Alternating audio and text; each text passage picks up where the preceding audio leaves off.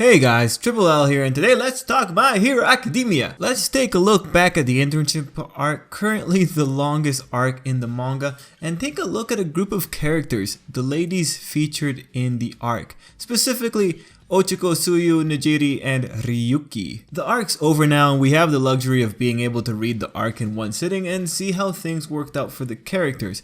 I've come to a conclusion, and I'm going to walk you through why that conclusion is valid using the events in that arc.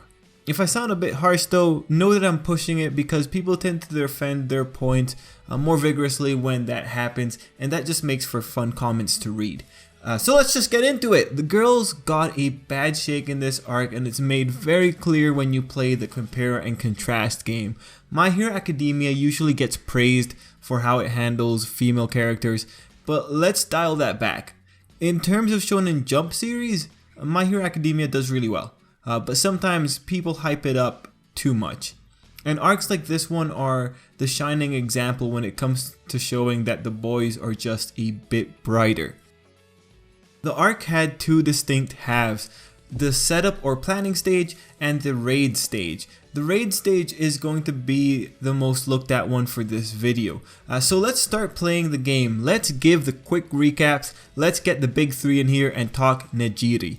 Big three were the top 3 students introduced in this arc that opened the way for the internships to take place. As we saw, these 3 were used as vehicles to get some of our Class 1A kids into the limelight. Nejire in particular got Ochako and Tsuyu involved with pro hero Ryuki.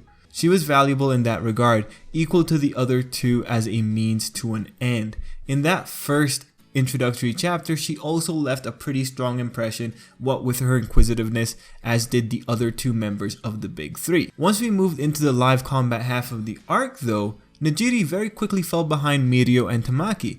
With Mirio and Tamaki, we got many panels and sometimes whole chapters dedicated to their fight, their doubts, their insecurities, and the things they had to do to build themselves up. Screen time wise, you cannot argue that Nejire holds a candle to these 2. When Nejire returns, she has a small fight with a villain while her team is incapacitated before moving the fight to Izuku's group, thus giving the focus back to him. When you look at the quality of the fight, however, again, she just can't compete with Sun Eater's 3 vs 1 and Lemillion's quirkless dance with death. Moving on to pro hero Ryuki, she too was outdone by Night Eye and Fat Gum. Night Eye was a foregone conclusion. He was one of the main focuses for the arc, but the disparity in treatment really shows up with Fat Gum, who had his quirk explored, had his relationship building moments with Kirishima, and had his opinion of Sun Eater fleshed out. It doesn't help that Fat Gum also had an epic fight with Rappa, one of the more entertaining of the villain side this time around. Ryuki is a giant dragon who is competent enough to rank high, but what do we know beyond that? In some ways, Lock Rock was done more justice. Then Ochako and Tsuyu, they were tied to Ryuki the majority of the time and thus show up when she does. Comparing them to Izuku is unfair, but comparing them to Kirishima is totally fair. And in this one, Kirishima got totally broken down, came face to face with his weakness and fears, had his flashback, and had to push past his failings when it mattered to give Fat Gum the extra time he needed. Kirishima's bit dragged on for a bit too long, but when it climaxed, it was hard and satisfying. It left a bigger impression than anything the girls did. Kirishima left such an impression even the bad guy had to recognize him.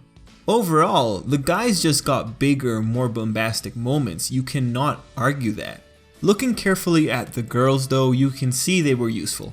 After all, they apprehended one strong villain for some time with minimal casualties, and even when they were exhausted due to the enemy's quirks, they still kept up the good fight. Ochako and Tsuyu also helped out in rescuing or aiding wounded parties after moving locations, although you could say Tsuyu's help was mitigated by a wounded Sun Eater getting to Mirio first and saving Aizawa from a cruel fate. It does however cement that the problem wasn't in the girls' capabilities so much. Therefore, saying they're useless is out of the question. The problem was simply there was less care put into showing them. Compound that with the fact that the boys one-upped them in most areas, and it just turns into a really bad showing for the girls. That's not to say all the girls were shafted.